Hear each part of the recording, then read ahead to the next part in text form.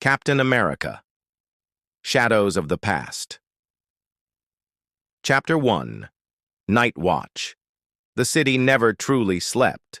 From the rooftops of Brooklyn, Captain America stood watch, the glow of street lamps reflecting off his shield. The modern world bustled beneath him, neon signs, humming traffic, smartphones lighting the night. Yet despite the noise, Steve Rogers felt a silence gnawing inside. Every corner of this city carried echoes of a life he had lost, the laughter of friends long gone, the memory of a dance never taken. Time had moved on, but Steve's shadow stretched backward, tethered to a war that ended 70 years ago. Then came the reports. Strange HYDRA activity, hidden bases, weapons that belonged to another era. Steve tightened his grip on his shield. The past, it seemed, wasn't finished with him. Chapter 2. The Forgotten Bunker. Intel led him to the forests of Eastern Europe, where a forgotten bunker lay buried beneath earth and vines. Its steel doors groaned as he forced them open, dust billowing into the cold night air.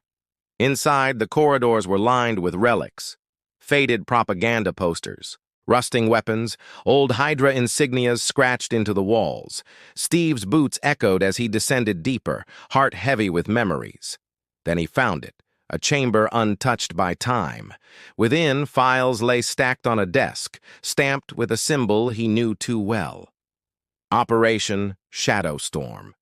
Steve scanned the documents. The project's purpose was chilling. HYDRA's attempt to clone their enemies, to twist heroes into weapons, and among the files, a name stopped Steve cold. Rogers. Chapter 3. The Doppelganger.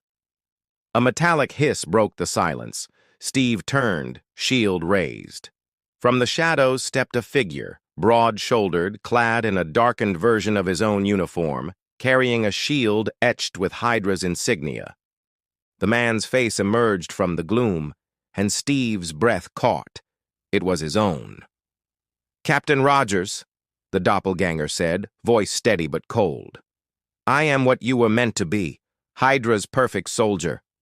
Steve steadied himself. "You're not me, you're a shadow, and shadows don't last in the light."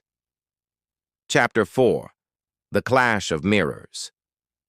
The two men collided, shield against shield, the bunker trembling with each impact.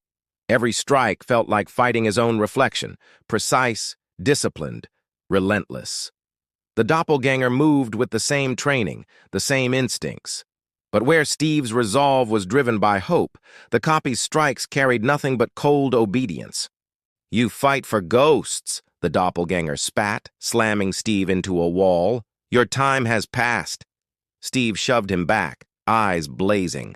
"As long as there's evil, there's work to be done. My time isn't over. It never will be." Chapter 5.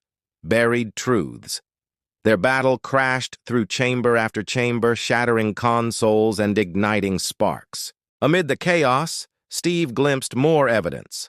HYDRA had experimented for decades, making soldiers from fragments of his DNA, blending them with artificial enhancements. He realized this doppelganger wasn't alone. There had been others, failed copies, broken versions, test subjects discarded in the dark. The thought weighed heavy. His very blood, twisted into weapons, his legacy, corrupted. But Steve's resolve only sharpened. He wouldn't let HYDRA own his past, his future, or his name. Chapter 6. Breaking the Shadow. The doppelganger pressed the attack, blows raining like thunder. His strength was ruthless, his tactics flawless. Yet Steve noticed it. The slight hesitation, the lack of soul behind the strikes. "You're strong," Steve said through gritted teeth, locking shields. "But you're missing one thing HYDRA can't create." The doppelganger sneered. "And what is that?" "Choice." With a surge of will, Steve twisted, using his shield to disarm the copy.